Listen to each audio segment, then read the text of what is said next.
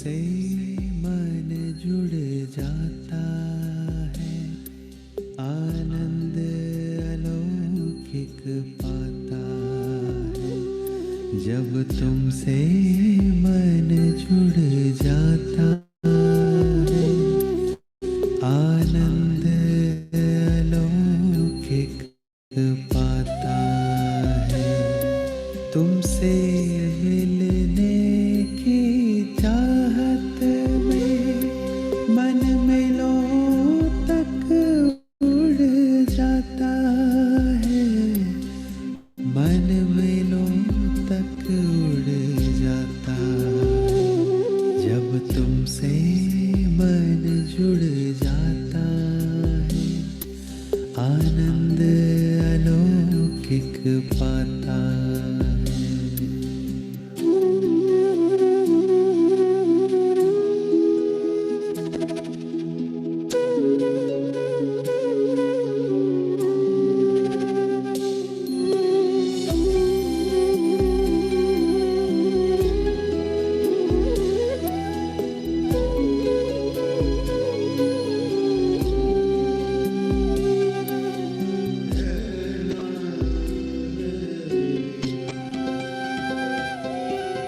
सांसों के तारों में हर पल बजता तेरा गीत निरंतर। सांसों के तारों में हर पल बजता तेरा गीत निरंतर। तेरे अनहद नाद की धुन अब गूंजे हर पल मन के भीतर। तेरे अनहद नाद की धुन अब गूंजे हर पल मन के भीतर। मन को पंख दे कैसे रोके ना रुक पाता है। इस मन को पंख दे कैसे रोके ना रुक पाता है।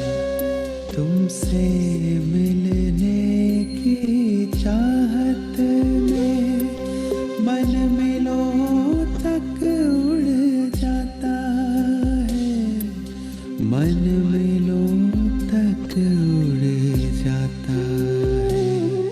जब तुमसे मन जुड़ जाता।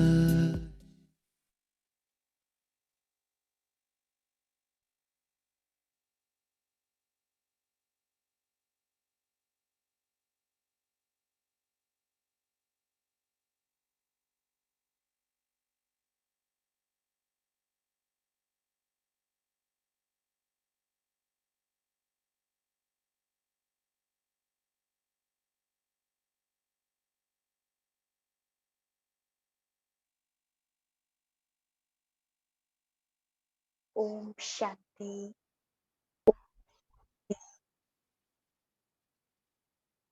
आप सभी का बहुत बहुत स्वागत है मेडिटेशन सेशन में। अभी हम 3 दिनों से अपने आप को समझ रहे हैं कि मैं कौन हूँ, मेरी रियलिटी क्या है और मैं कहाँ से आई।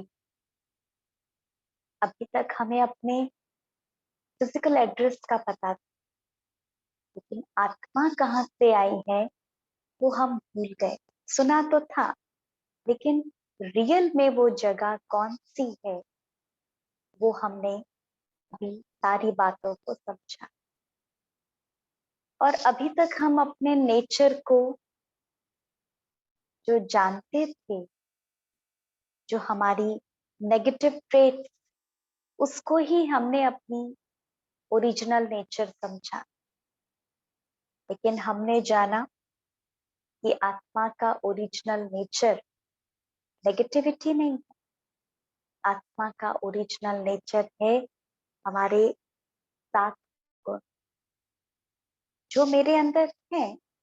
सिर्फ उन्हें बार बार अभ्यास करके हमें उससे इमर्ज करना है, मर्ज फॉर्म में दबे हुए हैं अंदर, उन्हें बाहर निकाल। फिर ओरिजिनल होम आत्मा का क्यों आए हैं? अपने अंदर के गुणों को एक्सप्रेस करने के लिए, प्लस जो यहाँ हमारे कार्मिक अकाउंट कहीं ना कहीं बन गए हैं, सेटल कर। तो ये हमने अपने बारे में जाना था। फिर हमने देखा था कल कि मैं आत्मा हूँ, आत्मा के गुण हैं, लेकिन इन गुणों का सोर्स कौन, और वो मेरे अंदर आएंगे क्या? तो हमने सुप्रीम पावर के बारे में जाना। 5 बातें मैंने आपको बताई थी, याद होंगी आपको जरूर। क्विक रिवीजन करेंगे। सुप्रीम पावर, परमात्मा, गॉड, अल्लाह, भगवान किसको कहा जाए? ये 5 बातें। पहली बात, सदा न्यारा, लाइफ एंड डेथ के साइकिल से बियॉन्ड। दूसरा, सबसे ऊंचा, सर्वोच्च। तीसरा, सर्वमान्य, एक्सेप्टेबल बाय ऑल।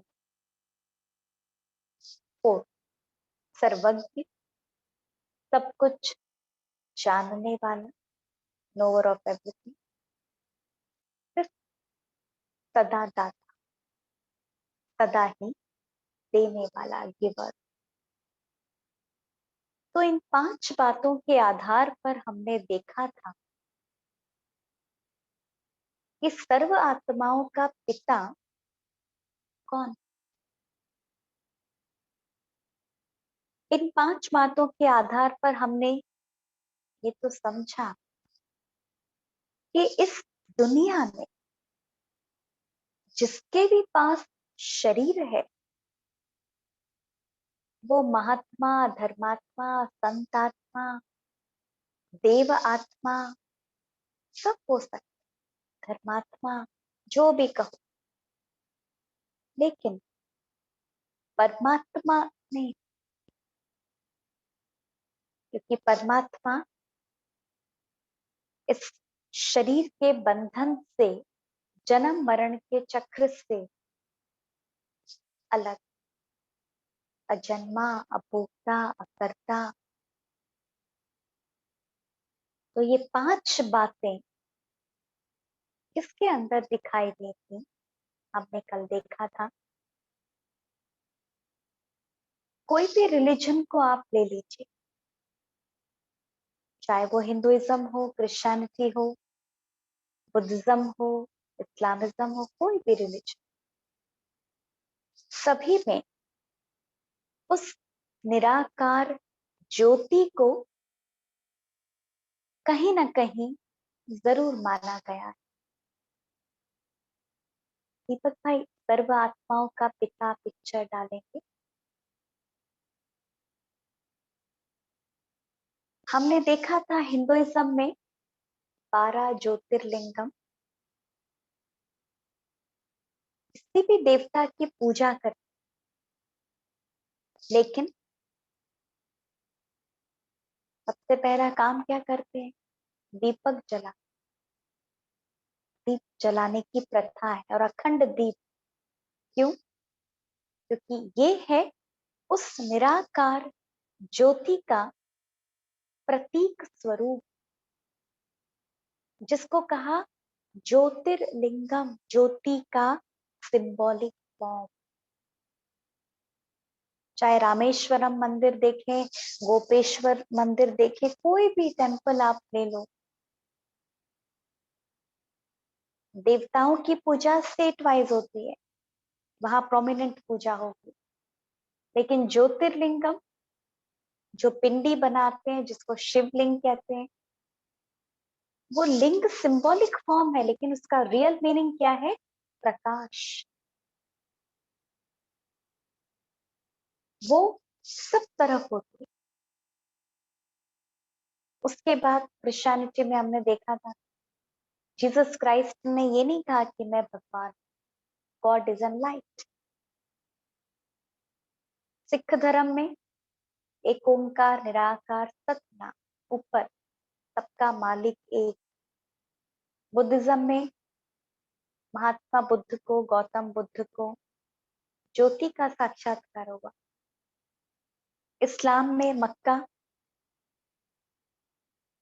वो भी ज्योति का प्रतीक स्वरूप है, इसलिए कहते हैं नूर को याद करो। नूर मतलब प्रकाश। ऐसे आप कोई भी धर्म ले लीजिए, हमने ये मेन रिलीजन देखे, इसके अलावा तो बहुत है। तो सभी धर्मों में कहीं ना कहीं उस निराकार ज्योति की तरफ ही ध्यान गया है। नाम अलग अलग है, क्यों अलग अलग है उसका भी कारण है। परमात्मा ने, गॉड ने हमारे जीवन में जो भी रोल प्ले किया, तो उस अनुसार उनका नाम पड़ गया।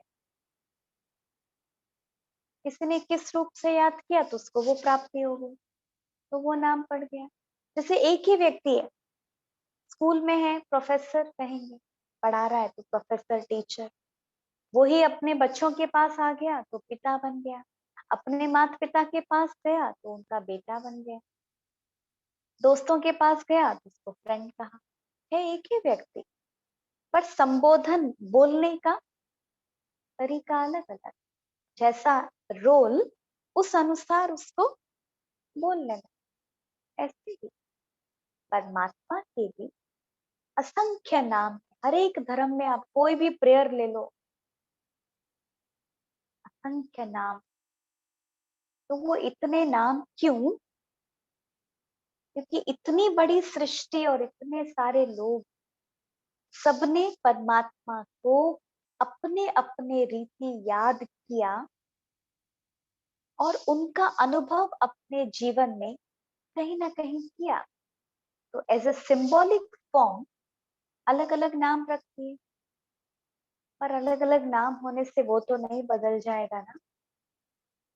नाम अलग है, पर है वो एक डिवाइन लाइट।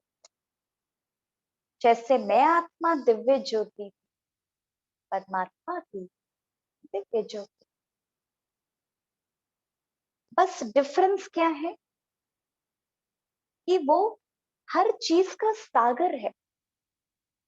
सुख शांति आनंद, जो भी गुण आप ले लो, शक्तियां ले लो, उनका वो ओशन। लेकिन हम प्लस माइनस में आते, हमारी पावर्स, हमारी वर्च्यूज कम ज्यादा होते, ये अंतर। हम जन्म मरण में आते हैं, वो जन्म मरण से बियॉन्ड। वो आता है सृष्टि में एक बार, लेकिन हम साइकिल में आते, ये दोनों में डिफरेंस। लेकिन रहने का स्थान, परम धाम दोनों का सेम, रूप लाइट वो भी सेम। तो वो है हम आत्माओं का पिता। पिता कहो या पावर हाउस कहो, कुछ भी कह, क्योंकि मेडिटेशन का मतलब ही यही है, अपने आप को पावर हाउस के साथ कनेक्ट करना।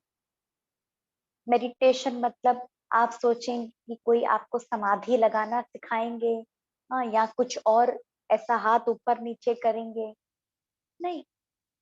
क्योंकि जब भी योगा वर्ड सुनते हैं तो मन में क्या ख्याल आता है कि कोई फिजिकल एक्सरसाइज होगी, या हाथ ऊपर नीचे करेंगे, हाँ, या कुछ और होगा, नहीं।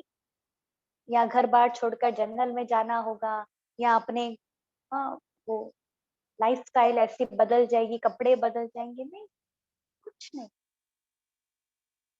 राज योगा या मेडिटेशन या योग वो आसन प्राणायाम जो करते हैं वो अलग है, वो हठ योगा है। यहाँ हम सीख रहे हैं मेडिटेशन। मेडिटेशन का मतलब है मन को उस पावर हाउस के साथ कनेक्ट करना। क्यों? Charging, power. क्योंकि जिसके साथ हम कनेक्ट करते हैं ना, उसकी एनर्जी हमारे अंदर डाउनलोड होती है। जैसे मोबाइल में देखो, कंप्यूटर में देखो, जो भी वेबसाइट को आप क्लिक करेंगे तो वो इंफॉर्मेशन डाउनलोड होगी, वो डेटा आपके पास आएगा। मेडिटेशन और कुछ नहीं है, सिर्फ अपने मन और बुद्धि को, जो हम सबके पास में है और बहुत पावरफुल है, उसको हमें चैनलाइज कर, उस सुप्रीम पावर के साथ कनेक्ट कर। तो उससे क्या होगा? जो हमारे गुण कम हो गए, हमारी पावर्स है हमारे अंदर पर हम फील नहीं कर पा रहे, वो बिखरी हुई है, बटी हुई है, वो सब एक हो जाएगी और हम फिर से सुख शांति का अनुभव कर पाए। तो वो सीखने के लिए ये 2 चैप्टर समझना बहुत जरूरी था। इसलिए आपको ये दोनों बातें बताई कि मैं कौन हूँ, बैटरी जिसको हमें चार्ज करना है, और पावर हाउस जिससे हमें चार्जिंग करनी है। तो इन दोनों का तो पता होना चाहिए ना। ये दोनों बातें आपने समझी, डिटेल में हमने बहुत समझी।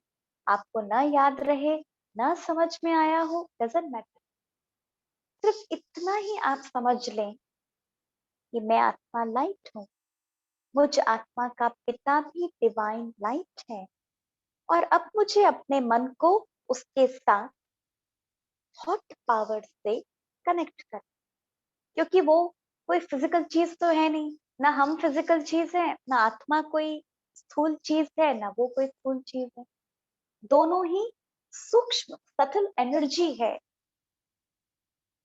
बस दोनों एनर्जीज को कनेक्ट करना है, पावर ऑफ थॉट। तो वो कैसे करना है वो आप आगे देखते जाएंगे। अब आज हम जानेंगे कि वो परमात्मा तो है, गॉड कहो, भगवान कहो, जो भी कहो, मैं इजी वर्ड यूज कर रही हूँ, भगवान या गॉड। वो हमारा पिता है, फादर है। तो पिता अपने बच्चों के लिए कुछ कर्तव्य तो होता है। जैसे आप भी अपने बच्चों के माता पिता हैं, या आपके माता पिता या मेरे माता पिता, एग्जाम्पल देखिए, उनका हमारे जीवन में कितना इम्पोर्टेंट रोल है। आपका आपके बच्चों के जीवन में कितना इम्पोर्टेंट रोल है। ऐसे ही परमात्मा भी हम आत्माओं का पिता है, तो उसका हमारे जीवन में और इस वर्ल्ड ड्रामा साइकिल में बहुत महत्वपूर्ण रोल है। जैसे शरीर के माता पिता का रोल होता है बच्चों के लिए, वो 2-4 बच्चे होंगे, चलो ज्यादा में ज्यादा किसी को 15 बच्चे होंगे या 20 बच्चे होंगे, या चलो 100 बच्चे होंगे, वो लिमिटेड। लेकिन यहाँ हम बात कर रहे हैं उस अनलिमिटेड एनर्जी परमात्मा की। तो उसका इस पूरे वर्ल्ड के लिए क्या डिवाइन रोल है, या और सिंपल लैंग्वेज में कहें तो उसका प्रोफेशन क्या है। माता पिता का भी प्रोफेशन होता है। ऐसे ही परमात्मा, गॉड, उसका इस वर्ल्ड ड्रामा में क्या रोल। तो परमात्मा के 3 डिवाइन रोल,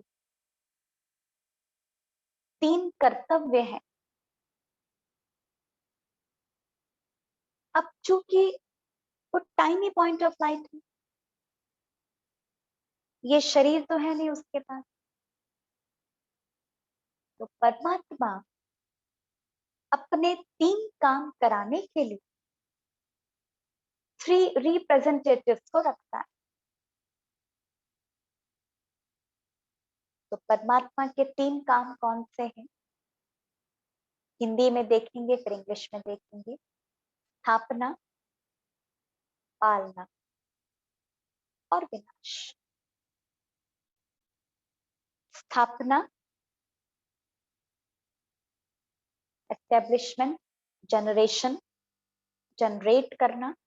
भाई अभी नहीं, अभी स्थापना, फिर पालना, सस्टेन करना, ऑपरेट करना, जो बनाया उसको ऑपरेट करना, फिर विनाश, डिस्ट्रक्शन। इसलिए इंग्लिश में भगवान को गॉड कहते, सुना होगा सभी ने ये वर्ड। स्पेलिंग क्या है? GOD, मतलब जनरेटर, ऑपरेटर एंड डिस्ट्रक्टर। स्थापना, जनरेटर, O ऑपरेटर, पालना, D डिस्ट्रक्टर, विनाश। परमात्मा के 3 कर्तव्य। हम ये क्यों समझ रहे हैं? क्योंकि वो हमारा पिता है, पावर हाउस है, तो उसका जब कंप्लीट पिक्चर हमारे सामने होगा तो उसके साथ कनेक्ट करना इजी है। इसीलिए ही हम ये समझ रहे हैं, और भी उसका ये एक्सटेंडेड वर्जन। तो परमात्मा के 3 कर्तव्य। अब वो डिवाइन लाइट है, पॉइंट ऑफ लाइट है, तो वो कैसे करे? तो वो अपना कर्तव्य करने के लिए 3 सटल डेइटीज कहो या रिप्रेजेंटेटिव्स या कहो एंजल्स के द्वारा वो ये 3 काम कराते। ब्रह्मा, विष्णु और शंकर। ब्रह्मा कहो, एडम कहो, आदम कहो, हर एक धर्म में अलग अलग नाम। मैं कॉमन वर्ड ले रही हूँ ब्रह्मा, क्रिश्चियनिटी के हिसाब से एडम एंड ईव, इस्लाम के हिसाब से आदम और बीबी, और भी अलग अलग आदि देव, आदि देवी, अलग अलग नाम। हर एक धर्म में कोई ना कोई नाम से उसको कहा गया है। हम कॉमन वर्ड ले रहे हैं ब्रह्मा, तो ब्रह्मा द्वारा स्थापना, विष्णु द्वारा पालना, उसको आगे बढ़ाना, शंकर के द्वारा विनाश, क्लीनिंग। अब कैसे होता है? वो है divine light, tiny point of light है, तो हम भी टाइनी पॉइंट ऑफ लाइट, आत्मा। लेकिन हमारा शरीर है तो हम अपना काम कर सकते हैं, लेकिन वो तो लाइट है। तो वो अपना काम कराने के लिए ब्रह्मा द्वारा नई दुनिया की स्थापना कर, नई दुनिया जिसको कहते हैं हेवन, पैराडाइज, जन्नत, बहिश्त। हर एक धर्म में कोई ना कोई नाम है। तो इसका मतलब नई दुनिया, न्यू वर्ल्ड। आज जो दुनिया हम देख रहे हैं वो कैसी है? दुख, तकलीफ वाली दुनिया, इम्प्योर वर्ल्ड। लेकिन जब ये दुनिया बनी थी फर्स्ट फर्स्ट, तो कैसी होगी? कोई भी चीज जब नई नई बनती है तो कैसी होती है? बहुत सुंदर, ever pure, ever green. Right? ऐसे ही वो छोटा घर होता है, जब बनता है तो कितना सुंदर होता है। यहाँ हम बात कर रहे हैं बड़े लेवल, तो ब्रह्मा के द्वारा नई दुनिया, स्वर्ग या हेवन, पैराडाइज की स्थापना। अब दुनिया तो बहुत अच्छी बन गई, पर उसको आगे कौन बढ़ाए? तो विष्णु के द्वारा पाल। विष्णु का मतलब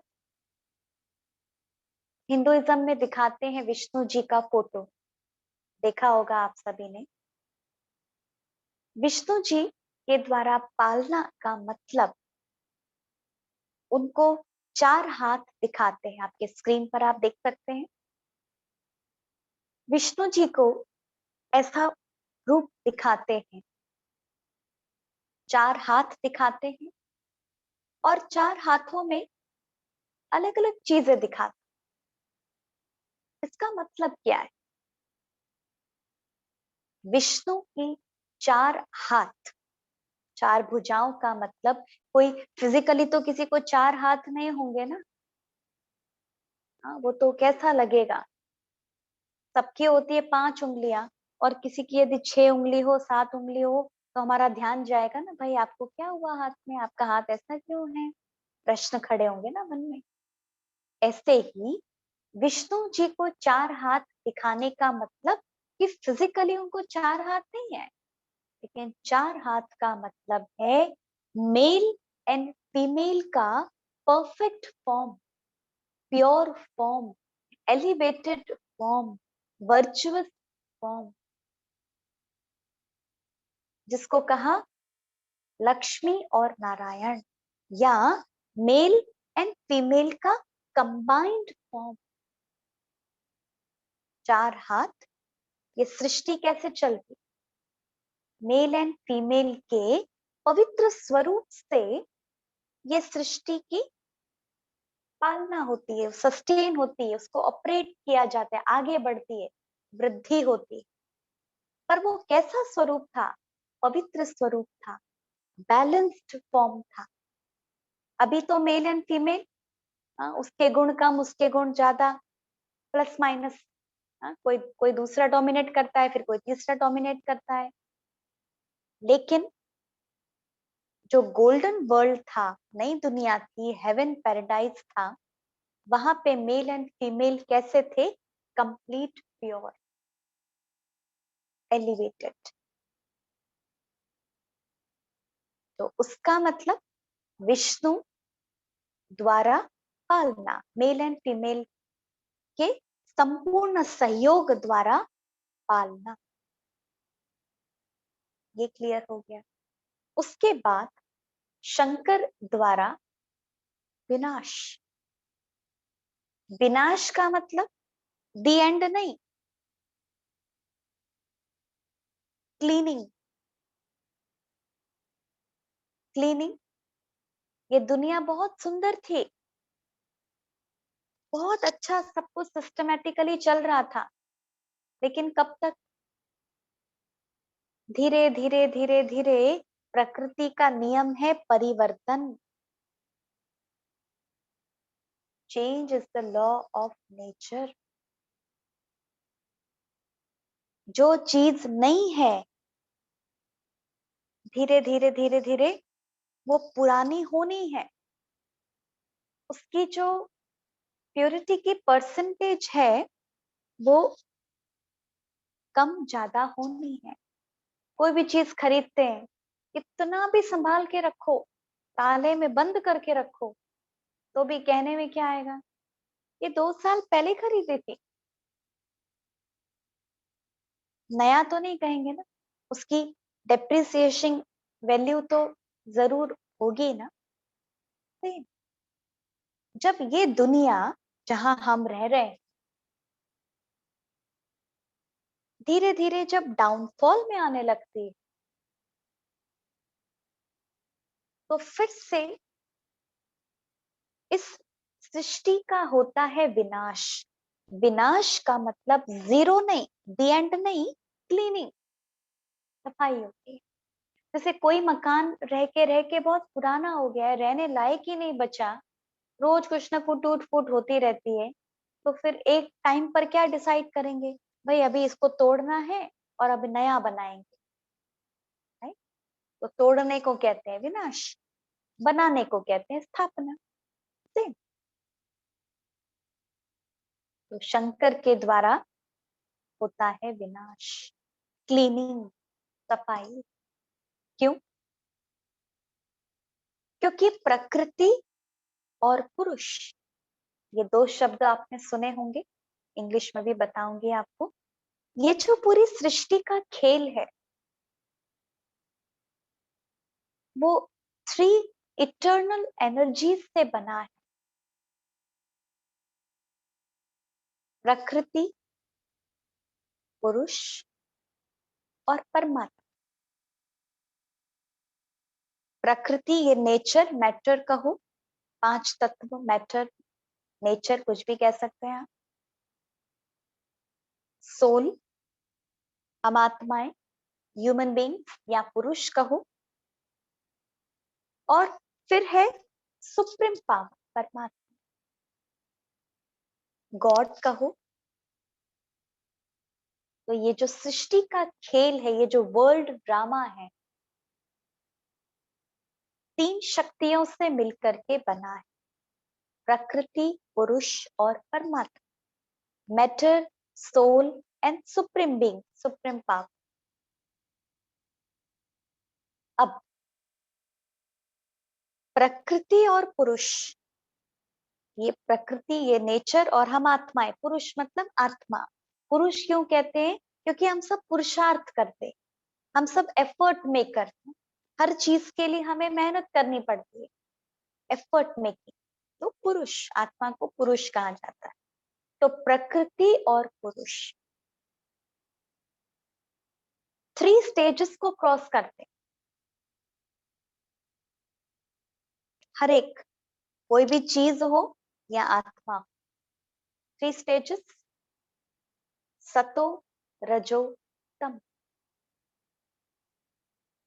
सतो मतलब कंप्लीट प्योर, रजो मीडियम, तमो मतलब एकदम, एकदम डाउन। तो जब प्रकृति और पुरुष ये तीनों स्टेजेस को क्रॉस करके एकदम डाउनफॉल में आते हैं, एकदम लास्ट में आते हैं, तो फिर परिवर्तन का समय होता है, क्लीनिंग, विनाश। उसी को कहा जाता है शंकर द्वारा विनाश। और फिर होती है न्यू बिगिनिंग। ये कैसे होती है वो आप आगे के जो 5th 6th चैप्टर आपका होगा उसमें आप डिटेल में समझेंगे। लेकिन अभी हम इतना समझने की कोशिश कर रहे हैं कि परमात्मा के 3 दिव्य कर्तव्य हैं, जनरेशन, ऑपरेशन एंड डिस्ट्रक्शन। चूंकि वो लाइट है तो वो करता है 3 रिप्रेजेंटेटिव्स के थ्रू, ब्रह्मा, विष्णु और शंकर। अब विष्णु जी का फोटो हमने देखा, 4 हाथ का अर्थ हमने देखा, मेल एंड फीमेल का प्योर फॉर्म। एक बात आपने और भी नोटिस की होगी कि उनको जो 4 हाथ दिखाते हैं उसमें अलग अलग चीजें होती। देखा होगा सभी ने, ना देखा हो तो ध्यान से देखना। दीपक भाई विष्णु का पिक्चर डालेंगे तो उनके हाथ में 4 अलंकार दिखाए जाते हैं। 4 अलंकार, चक्र,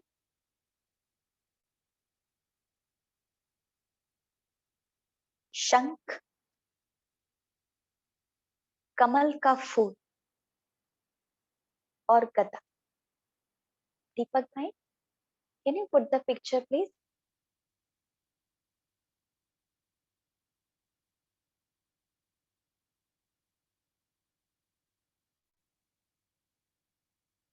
तो विष्णु जी के हाथ में 4 अलंकार, शंख, चक्र, गदा और कमल का फूल। इसका मतलब क्या है? जैसे 4 हाथ का मतलब मेल एंड फीमेल का प्योर फॉर्म, एलिवेटेड फॉर्म और इक्वल। ऐसे ही 4 चीजें चक्र। कहते हैं उनके हाथ में जो चक्र है उसका नाम है स्वदर्शन चक्र, या कई लोग कहते हैं सुदर्शन चक्र। स्वदर्शन चक्र या सुदर्शन चक्र से दिखाते हैं, उन्होंने ऐसे ऐसे चक्र चलाया और जो असुर थे, जो राक्षस थे, जो डेविल्स थे, उन सबका गला काट दिया। क्या सच में ऐसा हुआ होगा? एक तरफ देवताओं को नॉन वायलेंट कहते हैं, डबल अहिंसक कहते हैं, और एक तरफ दिखाते हैं चक्र से गला काट दिया। उसका मतलब क्या है? उस चक्र का मतलब कोई फिजिकली ऐसे हाथ से चक्र चलाने की बात नहीं है, वो है स्वदर्शन चक्र। का मतलब स्वदर्शन, सेल्फ रियलाइजेशन, स्वयं को देखना, स्वयं को जानना, स्वयं को अनुभव करना। और जब हम वो करने लगते हैं तो जो हमारे अंदर असुर हैं, असुर का मतलब कोई फिजिकली जो टीवी में ऐसा दिखाते हैं, काला काला फेस, बड़े बड़े सींग, ऐसे तो कोई असुर नहीं होते होंगे ना प्रैक्टिकल में। असुर का मतलब काम, क्रोध, लोभ, मोह, अहंकार, ईर्ष्या, द्वेष, नफरत, ये जो नेगेटिविटी है, ये क्या है? असुर, राक्षस, दैत्य। दैत्य का मतलब जिनमें दिव्यता नहीं है, जिनमें डिविनिटी नहीं है, वो दैत्य। असुर, असुर का मतलब जिनका सुर बिगड़ गया है। सुर बिगड़ने का मतलब जैसे कोई बहुत सुंदर गाना गाता है तो उसके सात सुर, सुर लय ताल सब अच्छे होंगे। भाई अभी नहीं, अभी नहीं। तो उनके जो सात सुर होंगे वो अच्छे होंगे। लेकिन कोई ठीक से गाना नहीं गा रहा है तो क्या कहेंगे? इसको सुर ताल का कोई ज्ञान ही नहीं है, ये बेसुरा गा रहा है। राइट? ऐसे ही आत्मा का सुर है 7 गुण। जो आत्मा की 7 ओरिजिनल क्वालिटीज हैं, वो है आत्मा का सुर। जब आत्मा इन 7 गुणों में स्थित होकर कर्म करती है तो उसको कहते हैं देवता, या डिवाइन, या डेटी, या एंजल, कुछ भी कहो। लेकिन जब ये 7 गुण हम भूल गए और उसके ऑपोजिट ये नेगेटिव ट्रेट्स आ गए तो उसको कह दिया असुर। मतलब आत्मा के जो सुर थे, 7 गुण, उसको हम भूल गए। तो विष्णु जी को जो चक्र दिखाया है वो कोई फिजिकल चक्र नहीं है, लेकिन स्वदर्शन चक्र। जैसे फॉर एग्जाम्पल, अभी आपको ज्ञान मिला कि मैं आत्मा तो शांत स्वरूप हूँ, आत्मा मतलब ही पीस, आत्मा मतलब ही हैप्पीनेस, आत्मा मतलब ही पावरफुल। अब मान लो मन में कोई ऐसा नेगेटिव थॉट आ रहा है, वीक थॉट आ रहा है, गुस्से का विचार आ रहा है, तुरंत याद आए, नहीं नहीं, मैं कौन? मैं तो प्योर सोल हूँ, मैं तो पीसफुल सोल हूँ, तो मैं क्यों गुस्सा करूं? नहीं नहीं, मुझे गुस्सा नहीं करना। तो जैसे ही आपके मन में विचार आया, आपने स्वयं को देखा, स्वयं को रियलाइज किया, स्वदर्शन किया, तो जो अंदर में असुर था, गुस्से का, हेट्रेड का, वीकनेस का, तो आपने ज्ञान के चक्र से क्या किया? उस असुर का गला काट दिया। तो विष्णु जी के पास जो चक्र है, स्वदर्शन, तो अब आप सोचिए, क्या वो चक्र सिर्फ विष्णु जी के पास में है या हमारे पास भी है, या हमारे पास होना चाहिए? क्या समझते हैं?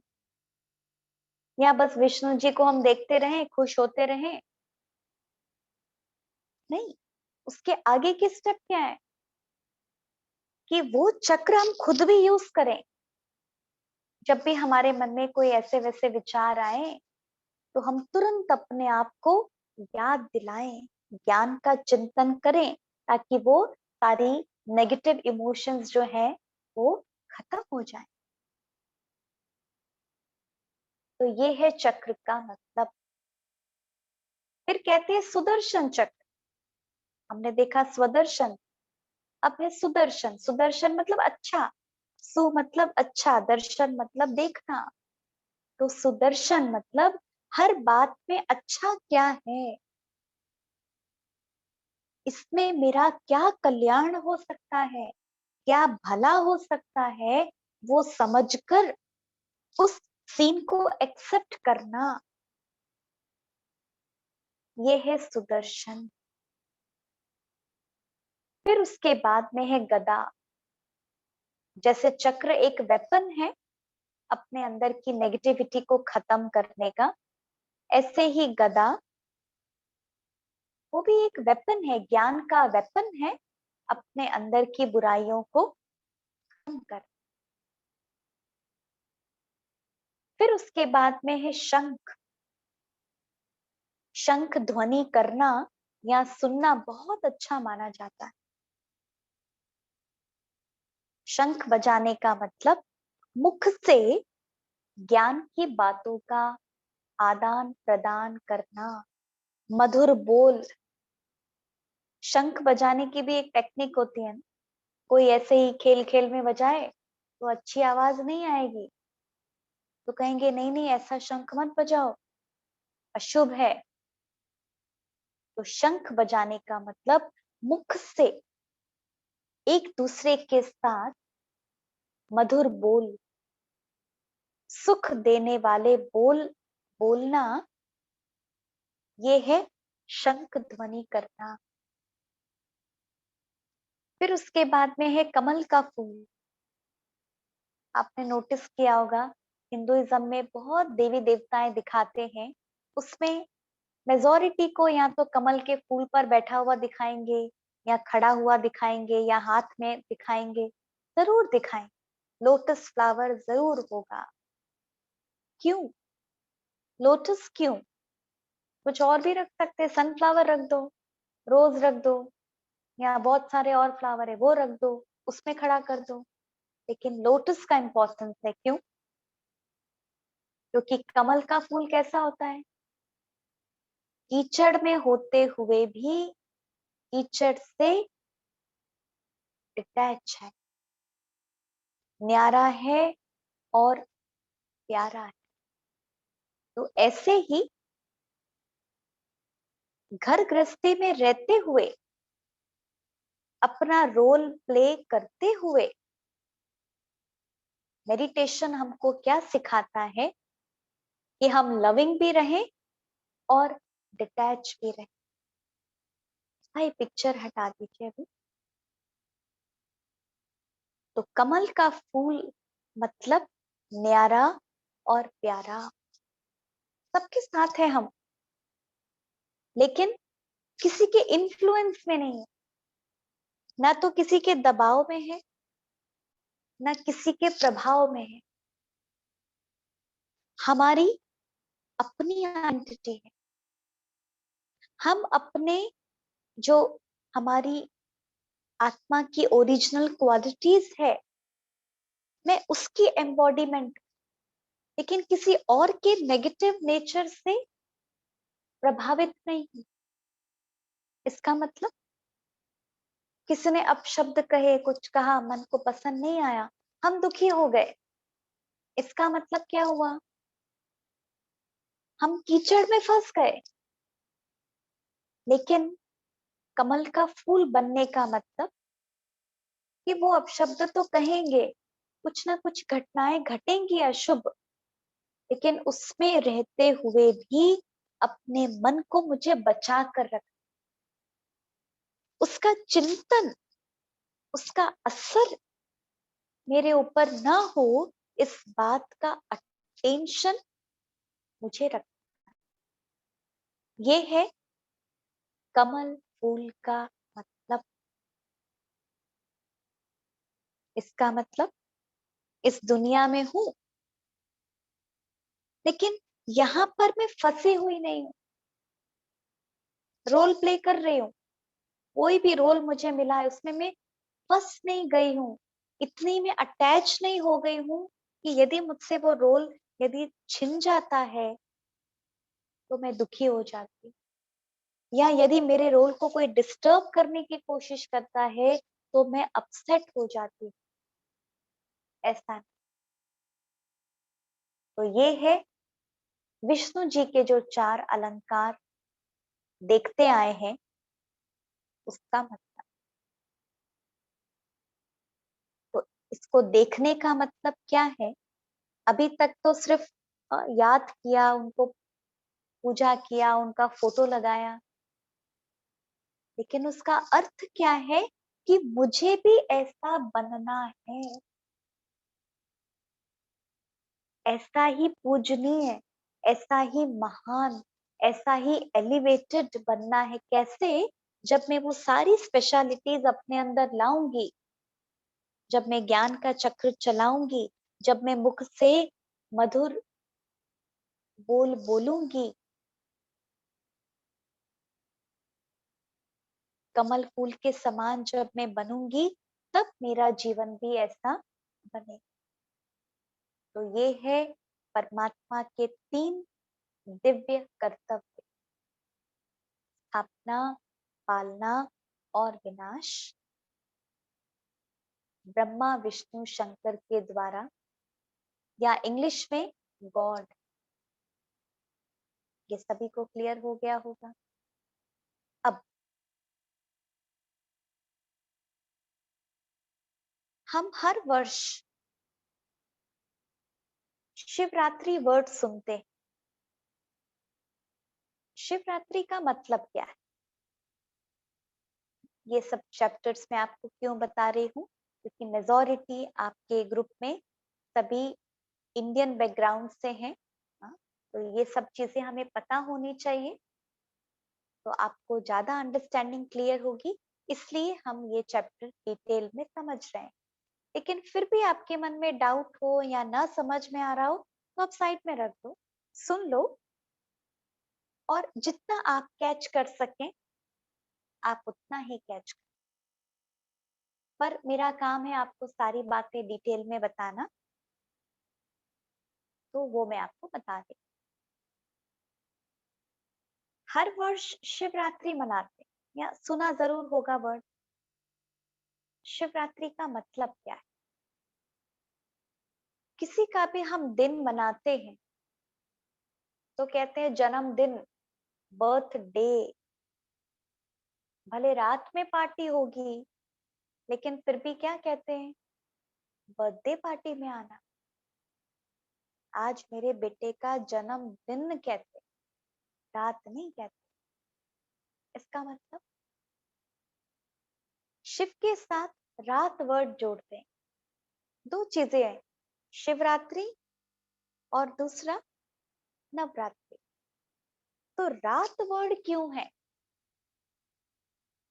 क्यों? जैसे अभी हमने देखा, परमात्मा के तीन कर्तव्य: स्थापना, पालना, विनाश। जब ये सृष्टि अपने कंप्लीट डार्क मोड में होती है, डार्क मोड का मतलब दुख, अशांति, नेगेटिविटी, वाइसेस अपने कंप्लीट एक्सट्रीम फॉर्म में होते हैं, तब सुप्रीम पावर को, डायरेक्टर को, क्रिएटर को, गॉड को, भगवान को इस सृष्टि में परिवर्तन करने के लिए आना पड़ता है।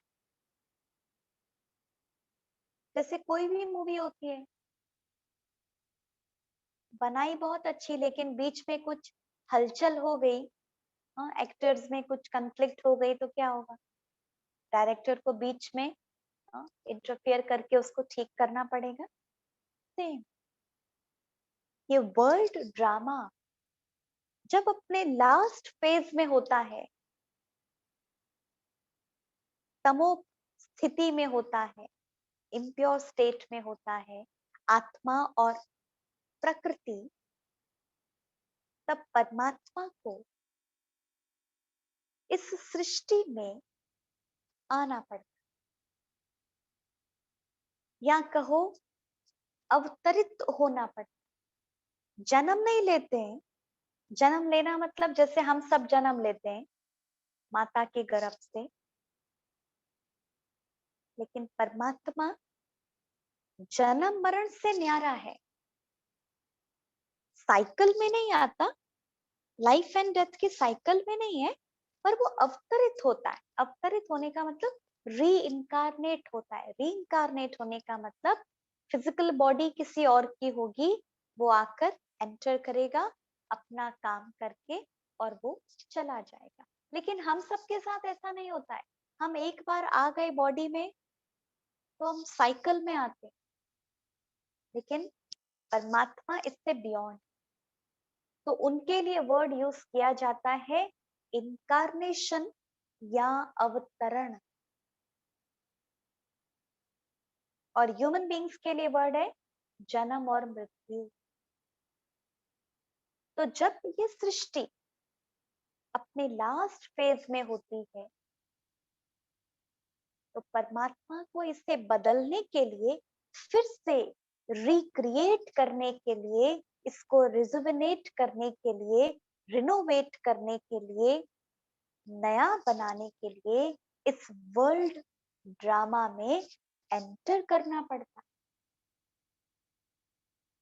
और वो समय होता है रात का। रात का मतलब ये फिजिकल डे एंड नाइट वाली रात नहीं, रात मतलब ये पूरे दुनिया की रात। हाँ? ये दिन और रात तो रोज आता है और चला जाता है, 24 घंटे वाली रात और दिन नहीं, लेकिन ये सृष्टि की रात, इम्प्योरिटी, दुख, अशांति, इसको भी कहते हैं अज्ञान की रात। तो इस अज्ञान के अंधेरे में परमात्मा आकर के दुनिया को परिवर्तन करते,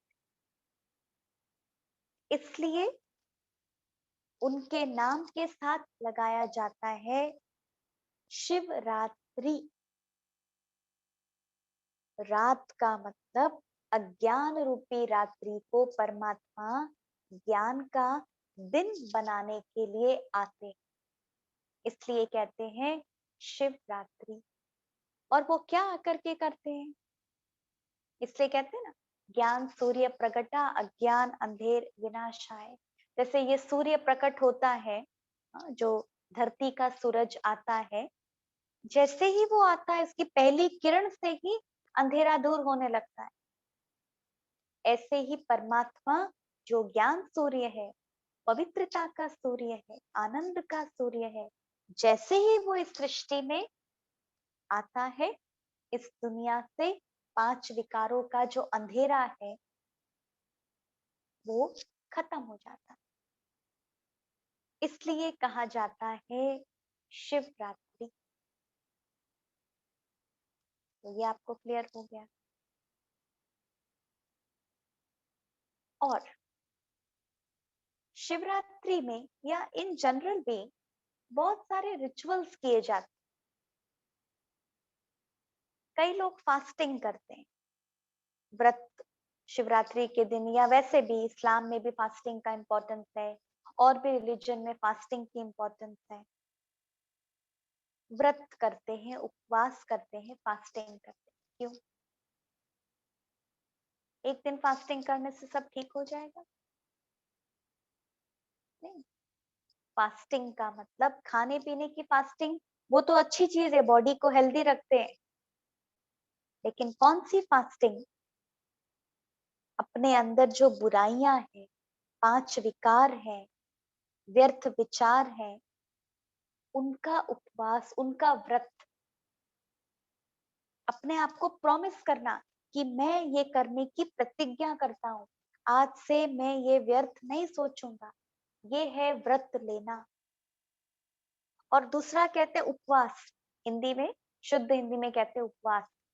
उपवास मतलब ऊपर वाले के पास वास कर। ऊपर कौन? सुप्रीम पावर की कंपनी में रहना, उसकी पावर्स को इम्बाइब करना, उपवास। इसलिए व्रत कर, तो फिजिकल व्रत की बात नहीं है, वो करना तो अच्छी चीज है, पर उसके साथ अपने अंदर की जो नेगेटिविटी है उसका व्रत। फिर उसके बाद आपने देखा होगा शिवलिंग के ऊपर अक धतूरा चढ़ा। अक धतूरा क्या होता है? पॉइजनस फ्लावर होता है। होता तो फ्लावर है, व्हाइट फ्लावर होगा, लेकिन उसको थोड़ा ऐसा ब्रेक करेंगे तो उसमें से दूध निकलता है, और वो दूध पॉइजनस होता है। और धतूरा गोल गोल होता है, उसमें बहुत कांटे होते हैं। स्पेशली हिंदुइज्म में शिवलिंग के ऊपर वो चढ़ाया जाता है। कहते हैं अकधतूरा चढ़ाएंगे तो भगवान खुश हो जाएंगे। सोचने की बात है, आप किसी को रोज देंगे तो खुश होंगे, या ये कांटे वाला फूल देंगे तो खुश जाए? इसका मतलब क्या है? अक धतूरा चढ़ाना मतलब हमारे अंदर जो ये 5 विकारों की पॉइजन है, जो कांटे हैं, वो चढ़ा दें। लेकिन अब अपने अंदर की नेगेटिविटी को चढ़ाने में तो बहुत मेहनत है, तो इजी शॉर्टकट क्या है? अक धतूरा खरीदो और चढ़ा दो, वो तो इजी है। जब हम अपने को बॉडी समझने लगे तो हमने हर चीज को किसके साथ कनेक्ट कर दिया? फिजिकल चीजों के साथ कनेक्ट कर दिया, लेकिन उसके अंदर की सूक्ष्म मीनिंग भूल गए। तो अक धतूरा चढ़ाने के साथ यदि हम अपने अंदर की बुराइयां भी चढ़ाएं, तब तो हमारा जीवन फूल बनेगा ना, तब तो अच्छा बनेगा। नहीं तो सिर्फ वो तोड़ करके चढ़ाते रहें, चढ़ाते रहें, चढ़ाते रहें, थोड़ी देर तो ठीक है, उसके बाद क्या? फिर उसके बाद कई लोग बलि चढ़ाते हैं, बकरे की बलि चढ़ाते हैं। कहीं ना कहीं हर एक धर्म में बलि का महत्व होता है। बलि क्यों चढ़ाते हैं? एक तरफ कहते हैं ये प्रकृति परमात्मा की बनाई हुई है, दूसरी तरफ बकरा लाएंगे और उसको ही काट करके चढ़ा देंगे और कहेंगे भगवान का प्रसाद है। तो दोनों डिफरेंट बातें हो गई ना, कॉन्ट्राडिक्ट हो गया। इसका मतलब क्या है? बलि चढ़ाना, और वो भी बकरे की, बकरा या बकरी चढ़ाते हैं, क्यों? बकरा ही क्यों? बहुत सारी बिल्लियां हैं, चूहे हैं, हाँ, और दूसरे जो जानवर बहुत ज्यादा हैं उनको चढ़ा दो। बकरा ही क्यों? क्यों? इसका स्पिरिचुअल मीनिंग क्या है? बकरा या बकरी क्या करता है? आवाज कैसी होती है? मैं ऐसी आवाज होती है। तो अपने अंदर का मैंपन, मैंने ये किया, मैं ऐसा हूं, मैं ऐसा करता हूँ, ईगो, दो प्रकार का मैं चढ़ाना, ईगो, और दूसरा डिप्रेशन। मैं बहुत कमजोर हूँ, मैं बहुत वीक हूँ, मैं क्या करूं, मेरे पास कुछ नहीं है, दुख वाला मैं। तो ना अहंकार वाला, ना दुख वाला, इन दोनों को चढ़ा देना, मतलब मैं की गल जो बलि है वो दे दे। लेकिन कौन सा मैं अडॉप्ट करना है? मैं आत्मा, मैं आत्मा शांत, जो मेरी रियलिटी है। अहंकार वाला मैं रियलिटी नहीं है, दुख वाला मैं वो भी रियलिटी नहीं है, वो नित्य नहीं है, वो अनित्य है, टेम्परेरी है। लेकिन परमानेंट में कौन हूँ? लाइट हूँ, आत्मा। तो मैं आत्मा, इसको स्वीकारना। और मैं ये हूँ, मैं वो हूँ, जो लेबल्स के साथ जो आइडेंटिफिकेशन है, वो कट करना, चाहे दुख या अहंकार, वो है बकरे की बलि चढ़ाना। लेकिन अब अपने अंदर के मैंपन की बलि चढ़ाना तो बड़ा कठिन है। तो इजी क्या है, बकरे को पकड़ो, काटो और चढ़ा दो। दूसरे को करना तो इजी होता है ना, खुद को करना तो मेहनत लगती है। तो ये जो रिचुअल्स हम करते आए हैं वो कुछ गलत नहीं है, राइट है। लेकिन मिसिंग लिंक क्या हुआ, मीनिंग भूल गए, सब कुछ करने लग गए, नियम बन गया, रिचुअल बन गया, लेकिन उसका महत्व, उसकी स्पिरिचुअल मीनिंग वो भूल गए। तो फायदा तो हुआ, थोड़ा सा फायदा, लेकिन मेडिटेशन में हम क्या सीखते हैं, जो भी हम कर रहे हैं पूरी अवेयरनेस के साथ हम करते हैं, फिजिकली भी भले करें लेकिन माइंडफुल होकर करते हैं, कॉन्शियस होकर के करते हैं, तो उसका पूरा पूरा फायदा हमको होता है। इसीलिए ही हम ये सारी बातें समझ रहे हैं। हमने जो किया या करते हैं या करेंगे गलत नहीं है, राइट है, 100% राइट है। थोड़ा सा उसमें मीनिंग को ऐड करना तो हमारा जीवन खुशी से भर जाए। तो इसीलिए हमने ये चैप्टर समझा, ये क्लियर। तो आज हमने परमात्मा का संपूर्ण परिचय प्राप्त किया कि वो कौन है, लाइट, कहाँ रहता है, सोल वर्ल्ड, परम धाम। अभी ये सब वर्ड्स आपको याद करने होंगे क्योंकि मेडिटेशन में आपको ये सब प्रैक्टिस करना है। इसलिए मैं बार बार रिवाइज करती हूँ, रिपीट करती हूँ ताकि आप याद कर सकें। तो परम धाम, सोल वर्ल्ड, कैसा है वो लाइट, उसका नाम क्या है, उसके नाम तो बहुत सारे हैं, कोई भी नाम से याद कर सकते हैं, पर फिर भी एक कॉमन नेम कल्याणकारी, बेनोवेलेंट या शिव। उसका कर्तव्य क्या है, 3 कर्तव्य हमने देखे, गॉड, जनरेटर, ऑपरेटर, डिस्ट्रक्टर। कैसे करता है, 3 रिप्रेजेंटेटिव्स, और उसके आने का दिन, आने का समय शिवरात्रि। ये वर्ल्ड ड्रामा में जब कंप्लीट डार्कनेस होती है तब परमात्मा आता है। तो अभी प्रैक्टिकल में शिवरात्रि का जो समय है वो चल रहा है। वो इस सृष्टि पर आकर के जो दुख शांति है, जो अंधेरा है, उसको आकर वो दूर कर रहा। तो वो जो हम मनाते हैं हर साल, जो कई लोग मनाते हैं, फास्टिंग करते हैं, पूजा करते हैं, अलग अलग, वो साल में एक बार मनाते हैं। पर ये बात है, इस सृष्टि ड्रामा में एक बार परमात्मा एंटर करता है और सृष्टि को परिवर्तन करता है। लेकिन as a symbolic form, as a memorial, हर वर्ष शिवरात्रि के रूप में मनाना शुरू कर दिया। ये सभी को क्लियर होगा। अब परमात्मा के लिए एक वर्ड यूज करते हैं, त्रिमूर्ति या त्रिदेव।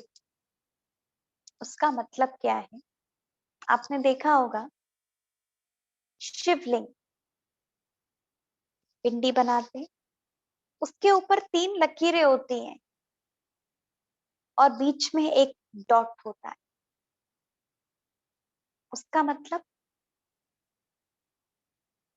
मतलब उस निराकार ज्योति का सिंबॉलिक फॉर्म है, जो लिंग बनाया है, लाइट है वो। तो उस डिवाइन लाइट के 3 कर्तव्य हैं जो हमने देखे। करवाते हैं 3 रिप्रेजेंटेटिव्स, ब्रह्मा विष्णु शंकर। कराने वाला कौन है? लाइट, बीच में लाइट। तो 3 लकीरें, 3 कर्तव्य, 3 देवताएं, 3 एंजल्स।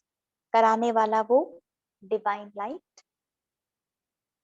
इसलिए कहते हैं उनको त्रिमूर्ति या त्रिदेव, ट्रिनिटी गॉड भी कहते हैं।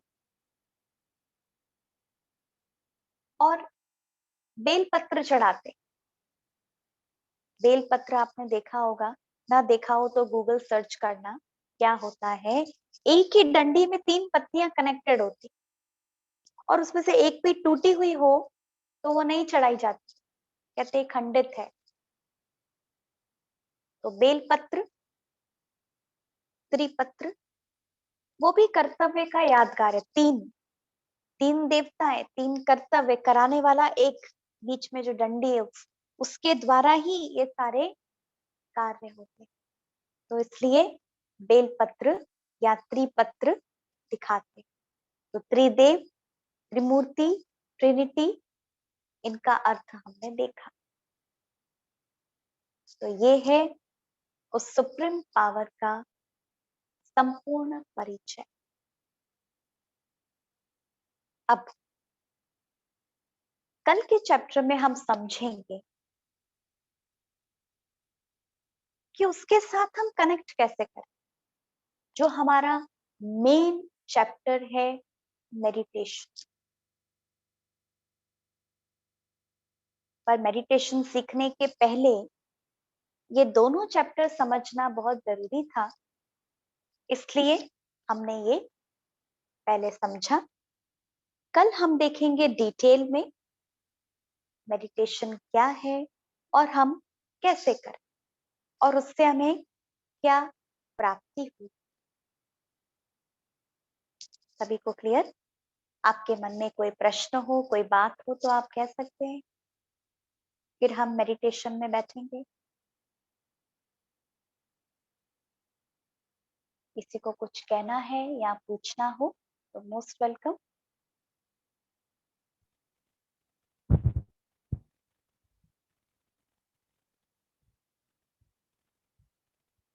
ओम जी शांति। को जी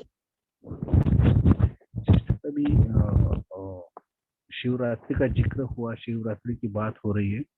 आपने बेल के फूल का भी, बेल के पत्ते का भी जिक्र किया। उसके साथ और एक फल आता है जिसको हिंदी में या महाराष्ट्र में उसको कवड़ बोलते हैं। तो वो स्पेशल टाइप का फूल, अपना वो फल ही क्यों लगाते हैं शिवरात्रि के दिन? वो कुछ उसमें कुछ प्रकाश डाल सकते हैं? अभी मेरे सामने वो पिक्चर क्लियर नहीं है, वो फल कैसा होता है, तो मैं अभी प्रॉपर आंसर नहीं कर पाऊंगी। यदि जी आप मुझे वो फल का पिक्चर भेज देंगे तो कल मैं आपको क्लियर कर सकती हूँ। जी जी। Thank you. ओम शांति। तो सभी को समझ में आ रहा होगा जरूर। ये बहुत डिटेल की बातें हैं, इतना ना ध्यान पर रहे कोई बात नहीं।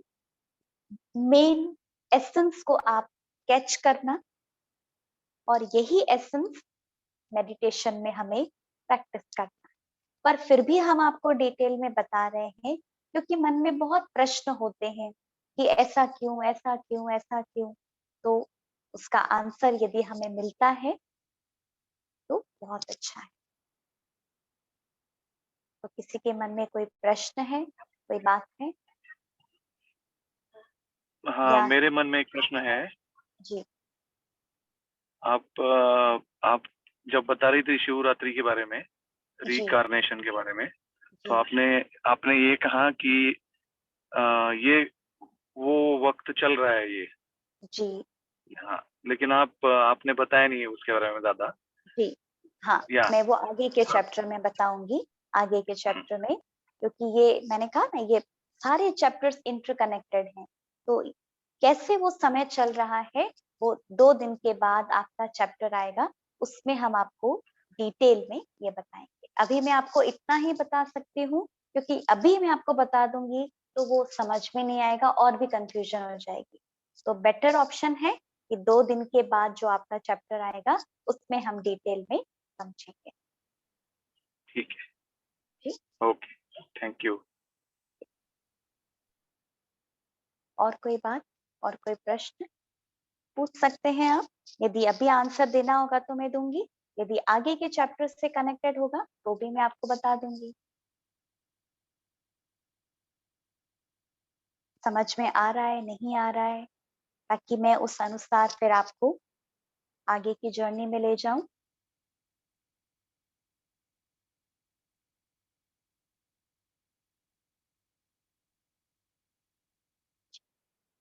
ओके, तो बहुत अच्छा, आपके मन में प्रश्न नहीं है, होंगे भी तो भी आपको धीरे धीरे आंसर मिलता जाएगा। अभी हम 5 मिनट मेडिटेशन में बैठेंगे। रोज हम करते ही हैं मेडिटेशन। जैसे जैसे मैं आपको विचार देते जाऊंगी वैसे वैसे आप विजुलाइज करना। मैंने आपको पहले या दूसरे दिन बताया था विजुलाइज हम कैसे करते हैं। जैसे हम कहते हैं गुलाब जामुन, तो तुरंत हमारे सामने गुलाब जामुन आ जाता है। अब है तो नहीं मेरे पास, आगे पीछे कहीं नहीं, स्क्रीन पर भी नहीं है, लेकिन फिर भी हम देखते हैं कैसे हमारी माइंड एंड इंटेलेक्ट की पावर। ऐसे ही मेडिटेशन में भी हम अपनी मन और बुद्धि की शक्ति से अपने आप को देखते हैं, जिसको हम कहते हैं थर्ड आई ऑफ विजडम, जो हम सभी के पास में है। आत्मा के पास जो बुद्धि है वो है उसका तीसरा नेत्र। यहाँ पे कोई फिजिकल आंख की बात नहीं कर रहे हैं, बुद्धि, जिससे हम बहुत सारी बातें देखते हैं जो हमें आंखों से दिखती भी नहीं, वो भी हम देखते रहते हैं। कैसे? बुद्धि से। हम सपने देखते हैं, वो क्या है? आंखें तो बंद है हमारी, फिर भी हम देखते रहते हैं, तो वो कौन देख रहा है? तो वो नेत्र हमारे पास है। अब हमें उसको राइट वे में यूज करना। तो मेडिटेशन में main power mind and intellect, वो हमें यूज करके अपने आप को उस सुप्रीम पावर के साथ कनेक्ट करना है और अपने आप के साथ कन्वर्सेशन करना। क्लियर? तो अभी आप आराम से बैठ जाइए।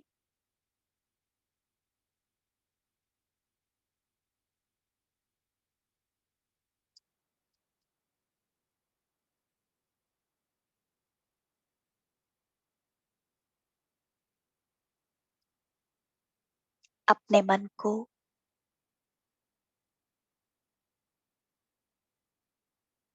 सभी बातों से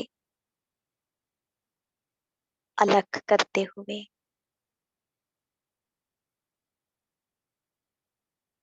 अपने मन को एकदम एकाग्र कर लें।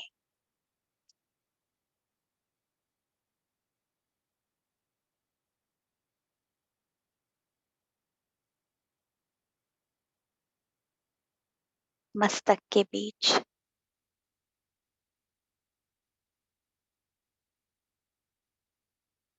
स्वयं को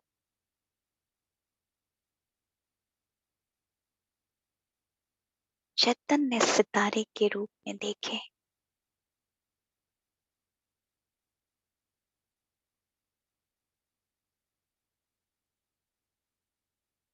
मैं आत्मा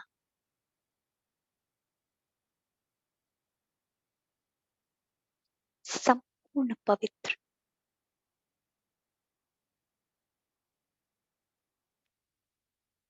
संपूर्ण स्वच्छ,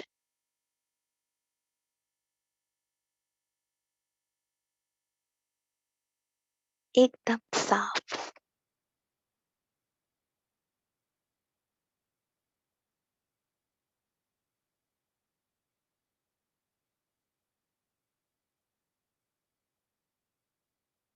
मेरे मन में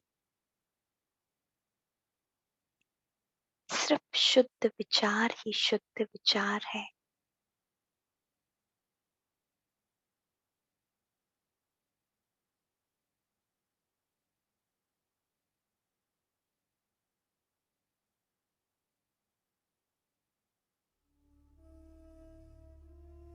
मुझ आत्मा से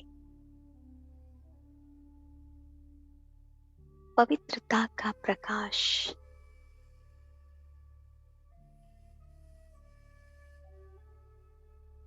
चारों तरफ फैल रहा है।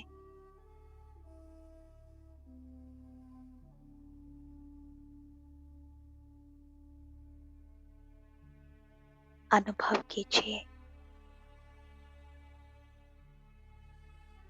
चारों तरफ पवित्रता की किरणें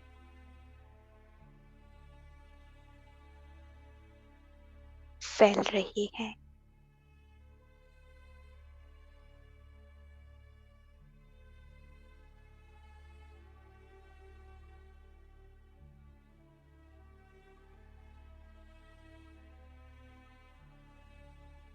मेरे चारों तरफ का वातावरण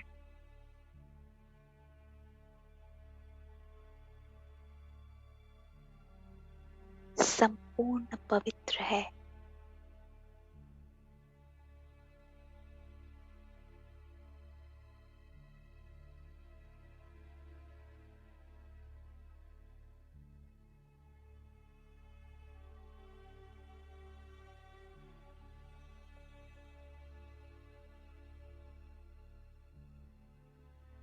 मन की आंखों से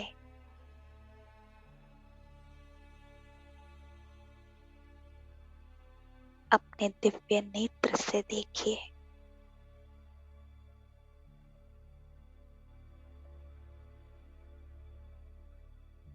आत्मा से निकलता हुआ दिव्य प्रकाश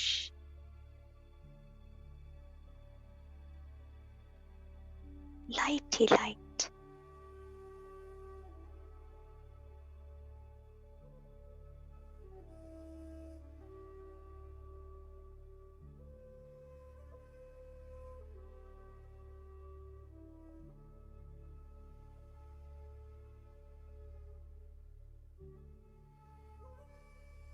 अब अपने आप के साथ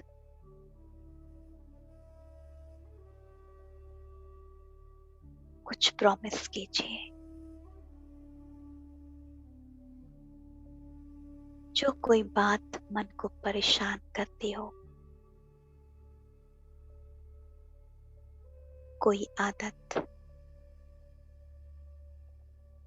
या कोई ऐसा विचार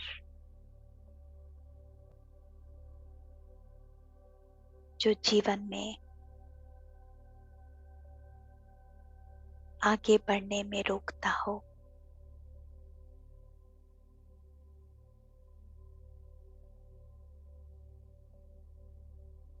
अपने आप के साथ प्रॉमिस कीजिए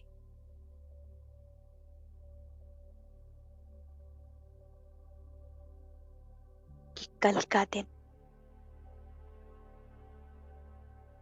उस विचार को, उस बुरी आदत को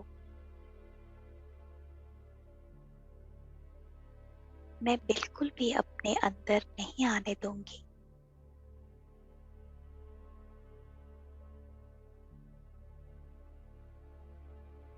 कल का दिन वरदान का दिन होगा मेरे लिए, ब्लेसिंग का दिन होगा।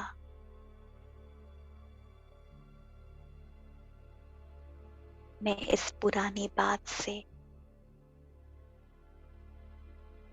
एकदम मुक्त हो जाऊंगी।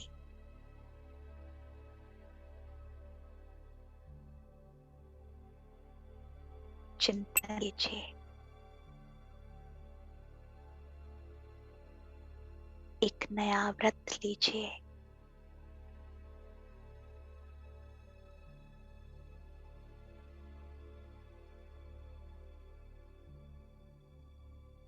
सोचिए,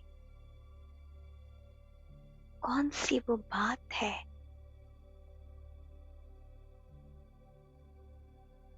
जो बार बार मुझे परेशान करती है।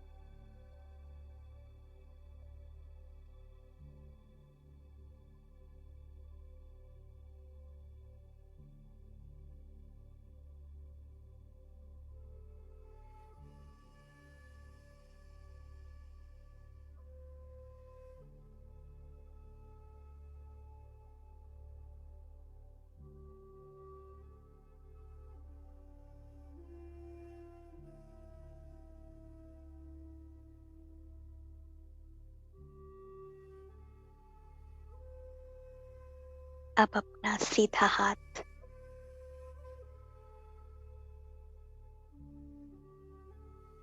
आपके मस्तक पर रखिए। आपका सीधा हाथ आपके मस्तक पर।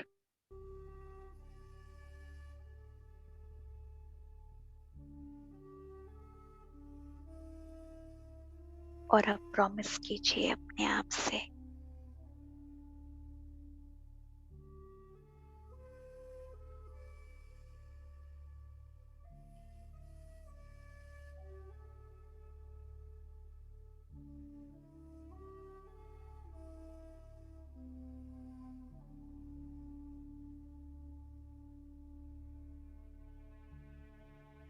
अब मैं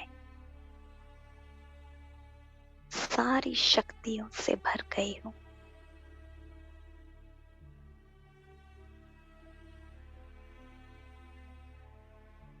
पुराने विचारों से एकदम फ्री।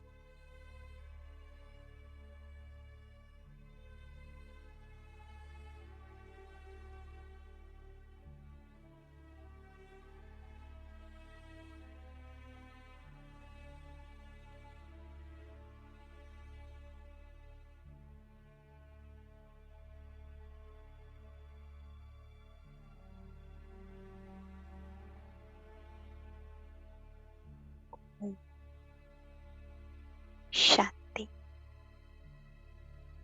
शांति, शांति।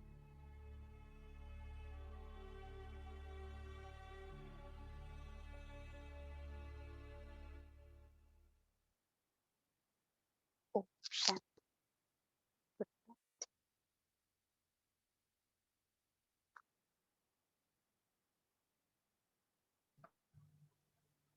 Thank you, Sister Radha. ओम शांति। Thank you sister.